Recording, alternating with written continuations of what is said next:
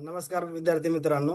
या सेशन मध्ये आपण conceptual model of organisational behaviour या टॉपिक बद्दल थोडंसं डिस्कस करणार आहोत. तर आता हा बघा की जे काही आपले लेक्चर आहेत अगोदरचे, जे आय टी प्राचार्य गट ब ची तयारी करत आहेत त्या विद्यार्थ्यांना रिक्वेस्ट आहे की पहिले लेक्चर जर आवडले असतील किंवा काही फायदा होत असेल तर चॅनलला आपल्या लाईक, सबस्क्राईब आणि शेअर करायला विसरू नका. तर कुठलाही टाइमपास न करता आपण लगेच सेशनला सुरुवात करू. आता बघा की the conceptual model of organizational behavior is a framework that explain how individual, group, or organization factors interact to the influence employees' behavior and overall performance of the organization. The three components of the conceptual model of the organization behaviors are पहिला असते input आहे, दुसरा आहे process आणि तिसरा आहे outcomes. थोडस एक मिनिट याला मी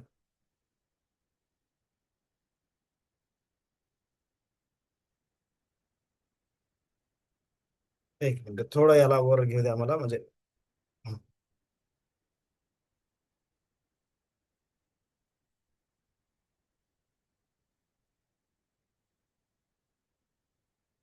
आता बघा the conceptual model of organization behaviour is a framework that explain how individual, group or organization factors interact to influence employees behavior.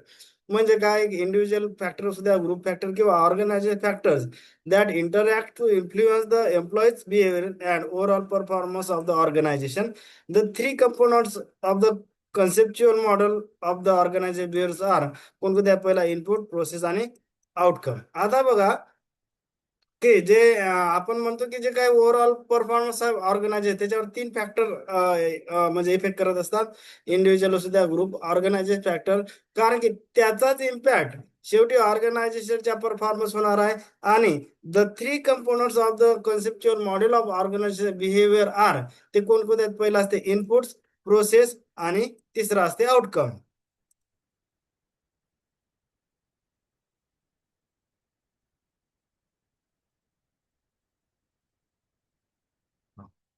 आता बघा त्याच्यामधला पहिला आहे input. Input are the factor that influence the behaviour in an organization. They come from three levels. Input म्हणजे कोणकोणते असते? Individual level असू द्या, मग त्याच्यामध्ये काय येतील? पर्सनॅलिटी असेल, व्हॅल्यू, ऍटिट्यूड, स्किल, नंतर दुसऱ्या काही इमोशन असू द्या. जे काही इंडिव्हिज्युअल लेवलची ऍक्टिव्हिटी आहे त्याच्यामध्ये येतील. नंतर ग्रुप लेवलच्या कोणत्या? टीम वर्क, लिडरशिप आणि communication.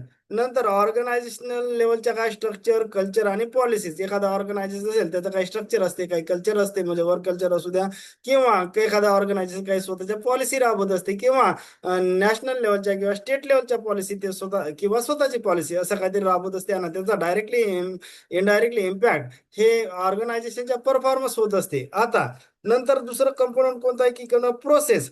Process are the action and interaction through which inputs affect the behavior. For example, communication, decision making, leadership, conflicts management and group dynamics. आता नंतर आउटकम. आउटकम म्हणजेच काय? एंड प्रोडक्ट किंवा त्याला आपण result म्हणू of the behaviour in the organization. This may include employees performance, job satisfaction, team effectiveness, productivity, organizational success. Outcome म्हणजेच काय? एंड प्रॉडक्ट किंवा त्याचा रिझल्ट म्हणून ना. मग जर या गोष्टी मॅच झाल्या, इनपुट आणि प्रोसेस या व्यवस्थित जर मॅच झाला तर त्याचा आउटकम सुद्धा पॉझिटिव्ह डायरेक्शन येतं. मग त्याच्यामध्ये काय? चांगल्या एम्प्लॉईचं परफॉर्मन्स असेल, एम्प्लॉई सॅटिस्फॅक्शन असेल, नंतर टीम इफेक्टिव्हनेस असेल, नंतर प्रोडक्टिव्हिटी असेल किंवा प्रोडक्टिव्हिटीची क्वालिटी असेल, किंवा ऑर्गनायझेशन ओव्हरऑल ऑर्गनायझेशन सक्सेस. या दोन आउटकम कशावर डिपेंड आहे? या दोन गोष्टीवर. म्हणजे कोणत्या? इनपुट आणि प्रोसेस. जस बघा आता कोणत्याही जगातली कोणतीही सिस्टीम आहे, जोपर्यंत इनपुट चांगलं देत नाही ना तोपर्यंत आउटकम व्यवस्थित देणार नाही. म्हणजे मग तुम्ही इनपुटच व्यवस्थित जर नसेल मग प्रोसेस कुठलीही फॉलो करा, जरी अरे इनकमच इनपुटच जर व्यवस्थित नसेल तर त्याचा आउटकम किंवा एंड रिझल्ट हा व्यवस्थित असणार नाही. म्हणजे जास्त काम कोणत्याही वेळेस कोणत्या गोष्टीवर करणं अपेक्षित असते? तर इनपुटवर. कारण की जोपर्यंत इनपुट म्हणजेच काय?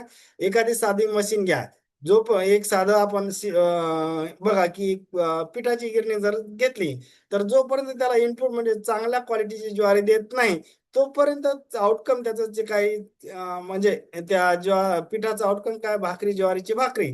तर ती भाकरी चांगली येत नाही कारण की तुम्ही इनपुट चांगलं देत नाही. मग मशीनची प्रोसेस कशी असू द्या ना, काय असते की जो इनपुट जोपर्यंत चांगला नाही तोपर्यंत आउटकम येणार नाही व्यवस्थित. म्हणजे त्याच्यामुळे इनपुटवर आणि या तिन्ही गोष्टी इंटर रिलेटेड आहे, पण जास्त फोकस हा इनपुटवर असला पाहिजे.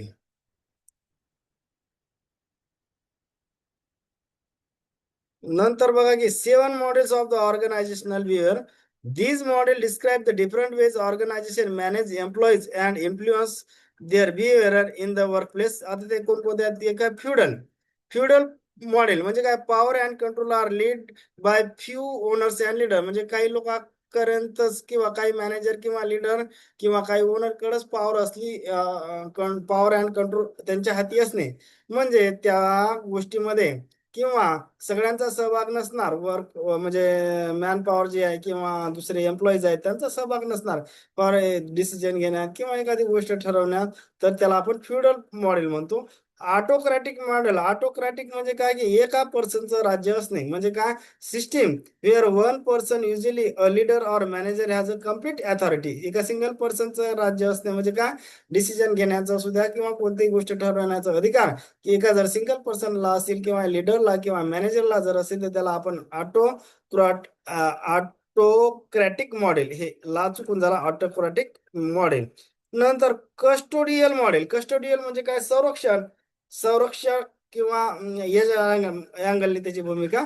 Custodial model means organization provide salary, benefits, job security so employee feel safe and remain loyal to the company. म्हणजे काय? कस्टोडियन म्हणजे हे पॉझिटिव्ह अँगलने आलेले आहेत.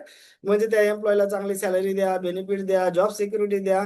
म्हणजे तो काय असेल त्याला तो सेफ वाटेल आणि तो कंपनी किंवा एखाद्या ऑर्गनायझेशन सोबत लॉयल किंवा निष्ठावंत असेल. नंतर supportive model. The supportive model means manager support, motivate and guide the employees so they feel valued and work more effective. म्हणजे काय झालं की इथं मॅनेजर ॲज अ बॉस म्हणून काम करणार नाही, तर तो कोऑर्डिनेशन किंवा सपोर्ट किंवा मोटिवेट किंवा गाईड करण्याची भूमिका इथं निभा. म्हणजे हे सुद्धा चांगलं मॉडेल आहे. नंतर collegial model. Manager and employee cooperate with each other. म्हणजे हे सुद्धा जसं सपोर्टिव्ह मॉडेल आहे त्याच टाईपचं हे सुद्धा मॉडेल आहे. नंतर human value model. Emphasize respect, dignity. एक हा emphasize respect, dignity, importance of human values in the workplace. नुसतं पगार देऊन चालणार नाही, तर त्याला काहीतरी रिस्पेक्ट वगैरे पण द्यावं लागेल ना त्या वर्करला किंवा एम्प्लॉयला, तरच ते टिकतील. नुसतं पगार देऊन जर त्याला आपण म्हणजे त्याला रिस्पेक्ट किंवा त्याला डिग्निटीज किंवा इम्पॉर्टन्स दिलं नाही, तर ते काय असतात की लोक लगेच सोडून जातात. नंतर आहे कंटिजन्सी मॉडेल. आता बघा कंटिजन्सी मॉडेल म्हणजे काय? Manager should be choose management practice according the situation, environment and employees name. म्हणजे असं काय प्री प्लॅन नसते ते. म्हणजे ते जशी सिच्युएशन असेल त्याच्यानुसार तिथं डिसिजन घेतल्या जाते. तर त्याला आपण कंटिजन्सी मॉडेल असं म्हणतो. थोडं क्लिअर करतो मी.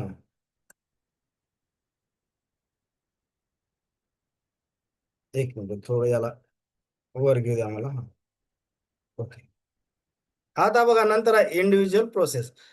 In the conceptual model of organization behavior, individual process means mental and psychological activity through which person thinks, learns, feels and behave in the workplace. म्हणजे त्याला काय म्हणतो? इंडिव्हिज्युअल प्रोसेस म्हणजे काय की त्या इंडिव्हिज्युअल एम्प्लॉईचं मेंटल किंवा सायकोलॉजिकल ऍक्टिव्हिटी थ्रू विच तो व्यक्ती कसा थिंक करते, कसा शिकतो, कसं वाटते त्याला, कसं बिहेव करतो इन द वर्कप्लेस, त्याला आपण इंडिव्हिज्युअल प्रोसेस म्हणतो.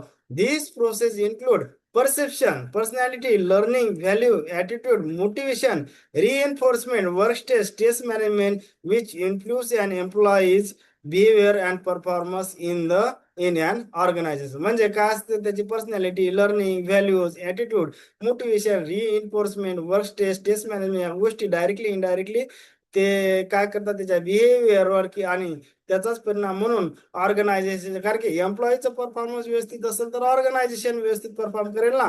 म्हणजे तिथं या गोष्टी त्या एम्प्लॉईवर इफेक्ट करत असतात. मग पर्सनॅलिटी असू द्या, त्याचं learning, values, attitude, motivation, reinforcement, work stress management या सगळ्या गोष्टी त्याच्यावर डायरेक्टली इनडायरेक्टली इफेक्ट करत असतात.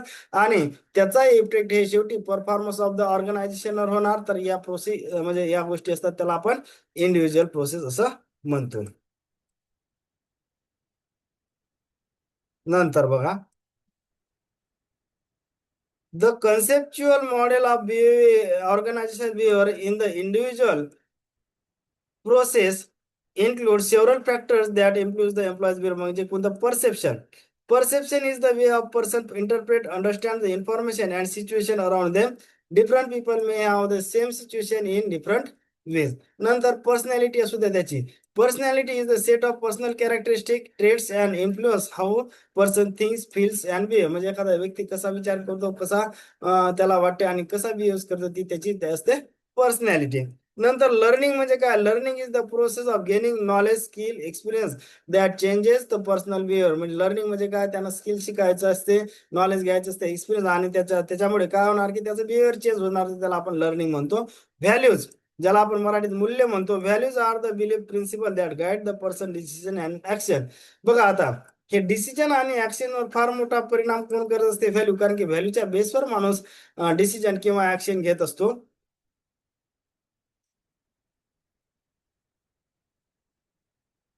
नंतर attitude. Attitude are positive or negative feelings or opinions a person has about people, work और सिच्युएशन. म्हणजे ऍटिट्यूड नेहमी पॉझिटिव्ह असते का, तर निगेटिव्ह सुद्धा असू शकते. म्हणजे काय करणार त्याच्यामध्ये? Opinions a person has about people, work आणि सिच्युएशन. म्हणजे ऍटिट्यूड असणं म्हणजे काय की एखाद्या गोष्टीचं त्या म्हणजे पीपल बरोबर असू द्या, वर्क बद्दल किंवा सिच्युएशन बद्दल ओपिनियन असणं. मग ते कसं असतं की पॉझिटिव्ह असू शकते, निगेटिव्ह असू शकते, तर त्याला आपण ऍटिट्यूड म्हणतो. नंतर मोटिवेशन, ज्याला प्रेरणा. Motivation is the internal driven that encourage the people to work hard and achieve goals. आता बघा, इंटरनल ड्राईव्ह किंवा इंटरनल ड्राईव्ह हा शब्द फार महत्वाचा. मोटिवेशन ही एक्सटर्नल मोटिवेशन फार का टिकत नसते. जोपर्यंत आतून, ज्याला आपण आतला आवाज म्हणतो ना, इंटरनल ड्राईव्ह येत नाही, तोपर्यंत माणूस इन्करेज होत नाही. असं कोणीतरी बळजबरीनं काहीतरी सांगून ती मोटिवेशन फार वेळ टिकत नसते. म्हणजे तो इंटरनल ड्राईव्ह असला पाहिजे, म्हणजे आतला आवाज असला पाहिजे, that encourage the person to work hard and achieve the goals. Reinforcement. Reinforcement is the process of encouraging desired behavior through the rewards, discouraging unwanted behaviour through the punishment. म्हणजे चांगली गोष्ट केली तर रिवॉर्ड आणि वाईट गोष्ट केली तर शिक्षा, तर त्याला आपण रिएन्फोर्समेंट म्हणतो. Work stress. Work stress is a physical or mental pressure experience by the employees due to workload, deadlines and work place problem. Work stress कशी येते? फार जास्त वर्कलोड असलं किंवा डेडलाईन्स असल्या, बाबा आजच दे लगेच दे, तर मग काय उगाच त्याला स्ट्रेस येणार. किंवा वर्क प्लेस प्रॉब्लेम, तिथं काहीतरी फार पॉलिटिक्स असेल किंवा लोक कोऑपरेट करत नसतील तरी वर स्ट्रेस येते. नंतर स्ट्रेस मॅनेजमेंट. आता बघा, stress management is the method or technique use to reduce and control the stress at work. म्हणजे स्ट्रेस मॅनेजमेंट मध्ये काय असू शकते? तर बाबा त्यांना एक्सरसाइज केली पाहिजे, थोडंसं शांत राहिलं पाहिजे, रागावर नियंत्रण, या सगळ्या गोष्टी कशामध्ये येतात? स्ट्रेस मॅनेजमेंट मध्ये. थोडस क्लिअर करतो मी. आता या सगळ्या जनरल गोष्टी झाल्या. आता बघा, some important theories regarding to individual process. आता पहिली थेरी ऑफ पर्सनॅलिटी कोणाची आहे? तर द फ्रेउडियन, त्या शास्त्रज्ञाचं किंवा त्या याचं नाव काय तज्ञाचं? The Freudian theory of personality was propose by Sigmund Freud. यांनी थेरी ऑफ पर्सनॅलिटी ही प्रपोज केली. आता त्यांच्या म्हणण्यानुसार काय? ही state that human personality is shape by the unconscious desire, childhood experience and internal psychological complex. According to Freud, personality has a three main component सांगितले त्यांनी. कोणता? पहिला आयडी. आयडी म्हणजे काय? Primitive and instinctive part of the personality that seek immediate pleasure and satisfaction. दुसरं असतं ego. Ego म्हणजे काय? Rational part that deals with the reality and balance the desired of the id. नंतर super ego म्हणजे काय? The moral part of of represent value, ethics and social rules. आता हे ego म्हणजे अहंकार किंवा सुपर इगो म्हणजे अति अहंकार, असं त्या अँगलनी आलेलं नाही. इगो म्हणजे काय? Rational part. रॅशनल म्हणजे काय? चूक किंवा बरोबर याचं बॅलन्स. बाबा म्हणजे कुठेही कोणतरी सांगितलं किंवा त्याच्या बेसवर निर्णय नसणे, म्हणजे स्वतःच्या अनुभव, स्वतःचं डोकं वापरून जो काही निर्णय घेतो त्याला रॅशनल डिसिजन म्हणतो. आणि deals with reality and balance of the desire of the id. नंतर सुपर इगो म्हणजे काय? Moral part that represent value, ethics and social rules. आता नंतर सुपर इगो, इगो आला सर म्हणजे इथं अहंकार, अति अहंकार, या अप्रोचनं तो शब्द आलेला नाही.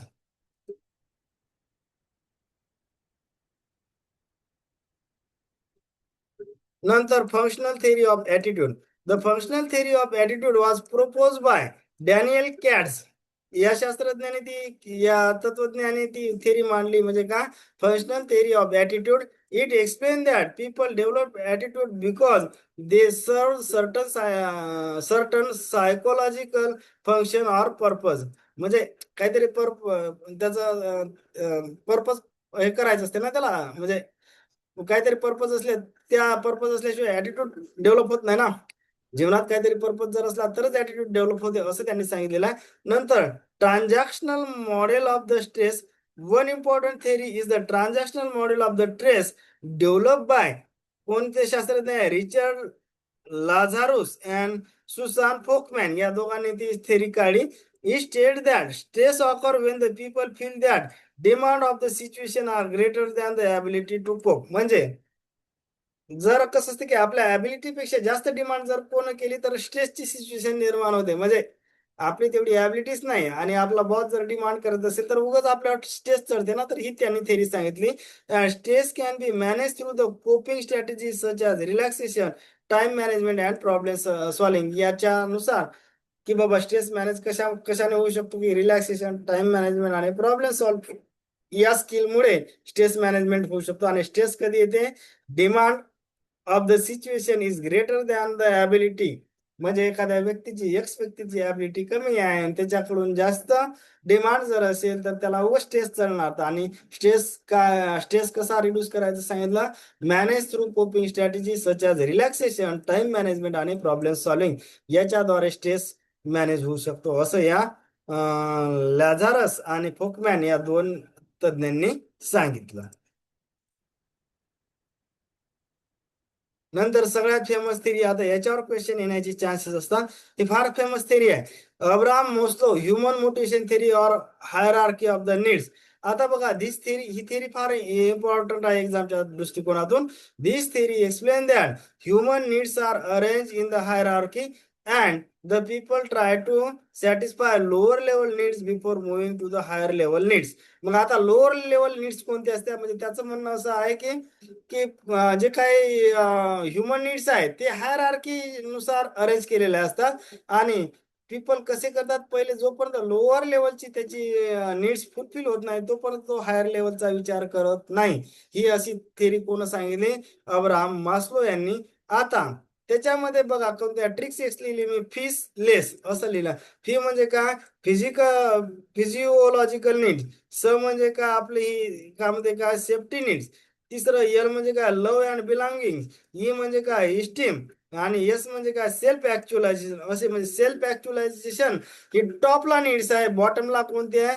Physiological needs. आणि त्याच्यामध्ये फिजिओलॉजिकल नीड्स मध्ये काय? बेसिक गरजा असतील. अन्न, वस्त्र, निवारा, आरोग्य, शिक्षण ज्याला म्हणतो ना आपण, एअर, वॉटर, फूड, शेल्टर. नंतर क्लोथिंग, स्लीप आणि रिप्रोडक्शन. नंतर सेफ्टी नीड काय? पर्सनल सिक्युरिटी असू द्या, म्हणजे नो व्हायलन्स, क्राईम ऑर. नंतर लव्ह बिलॉंगिंग, त्याचं कुटुंब, friendship, community, romantic relationship, group membership, affection and intimacy. नंतर इस्टीम मध्ये काय? ते सेल्फ रिस्पेक्ट असेल, confidence, respect from the other, reputation, recognization and achievement. नंतर सेल्फ ऍक्च्युलायझेशन. ऍक्च्युलायझेशन म्हणजे काय? की जे काही आपलं जे काही क्षमता आहे, ते जे काही पोटेन्शियल आहे ते रियालिटी मध्ये कन्वर्ट करणे, त्याला आपण म्हणतो ऍक्च्युलायझेशन. ऍक्च्युलायझेशन म्हणजे काय? जे माणसाच्या अंगी क्षमता किंवा पोटेन्शियल आहे त्याला आपण रियालिटी मध्ये कन्वर्ट करणे, तर त्याला सेल्फ ऍक्च्युलेशन म्हणतात. मग याच्यामध्ये काय? ते क्रिएटिव्हिटी, पर्सनल ग्रोथ, थोडंसं क्लिअर करतो मी. Personal growth, moral development, pursuit of the meaning, purpose driven action, peak experience, joy, या गोष्टी सगळ्या याच्यामध्ये येतात. म्हणजे सेल्फ ऍक्च्युलायझेशन हे टॉपला आहे आणि फिजिओलॉजिकल नीड्स ह्या बॉटमला आहे. आणि आपल्याला काय सांगितले? कोणती? अब्राहम मोस्लोची थेरी काय सांगते? की people try to satisfy lower needs before moving to higher need. म्हणजे कोणताही एक्स कॉमन पीपल पहिले हे सॅटिस्फाय झाल्यावर मग इकडे जाईल, हे सॅटिस्फाय झालं तर इकडे जाईल, हे सॅटिस्फाय झालं तर वर जाईल, आणि हे सॅटिस्फाय झालं तर वर जाईल. डायरेक्टच त्याला ही इथं येणार नाही. म्हणजे तो त्याचं अब्राहम मोस्लो यांनी सांगितलं की पहिले लोअर सॅटिस्फाय झाल्यावर असा स्टेप बाय स्टेप तो हायर लेवल नीड्स कडे जातो. म्हणजे आपण म्हणत नाही का की भारतात बऱ्याचदा की बाबा संशोधन ह्या गोष्टी होत नाही, कारण की भारतात प्रॉब्लेम काय होतो बऱ्याचदा की सायकोलॉजिकल नीड्स हे फुलफिल होण्यातच लोकांचा संघर्ष जाते ते. त्यामुळे ज्या काही क्रिएटिव्हिटी इनोव्हेशन आपण जो म्हणतो की ज्या लेवलनं व्हायला पाहिजे त्या लेवलला होत नाही. म्हणजे होत नाही याचा अर्थ होतच नाहीत का अशा नाही, परंतु ज्या लेवलनं आपली पॉप्युलेशन आहे किंवा ह्युमन कॅपिटल आहे त्या लेवलनं आपण इनोव्हेशन क्रिएटिव्हिटी या क्षेत्रात थोडंसं मागं आहोत.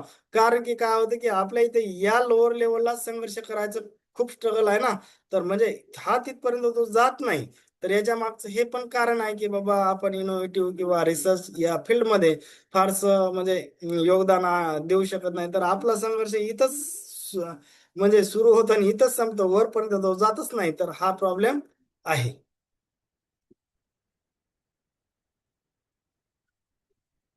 नंतर Milton Roque's theory of values. According to Milton Roques, a value is a strong belief that a specific way of behaving a particular life goal is a personality or social preferable. He stated that value guided a person decision attitude action in the life. म्हणजे values कोणाला motive करतात की त्या व्यक्तीचा decision असू द्या, attitude असू द्या किंवा action in the life. Two types of the values त्यांनी सांगितलं, एक टर्मिनल व्हॅल्यू असते आणि एक इन्स्ट्रुमेंटल व्हॅल्यू. आता टर्मिनल व्हॅल्यू मध्ये काय काय सांगितलं, happiness, self respect, peace, equality, freedom यासारख्या गोष्टी टर्मिनल व्हॅल्यू मध्ये येतात. आणि त्या अचिव्हमेंट करण्याचा जो काही work to achieve the terminal value, म्हणजे honesty, hard work to achieve achieve terminal value, त्याला आपण इन्स्ट्रुमेंटल व्हॅल्यू म्हणतो. म्हणजे हे वरच्या काय जे व्हॅल्यू आहेत, happiness, self respect, peace, equality, freedom, याला आपण टर्मिनल व्हॅल्यू म्हणतो. ती अचीव करण्यासाठी ऑनेस्टी आणि हार्डवर्क लागते, तर त्याला आपण टर्मिनल व्हॅल्यू असं म्हणतो. होप करतो की बऱ्याच गोष्टी मी फास्ट मध्ये सांगितल्यास काही समजलं असेल तर चॅनलला लाईक, सबस्क्राईब आणि शेअर करायला विसरू नका. थँक्यू.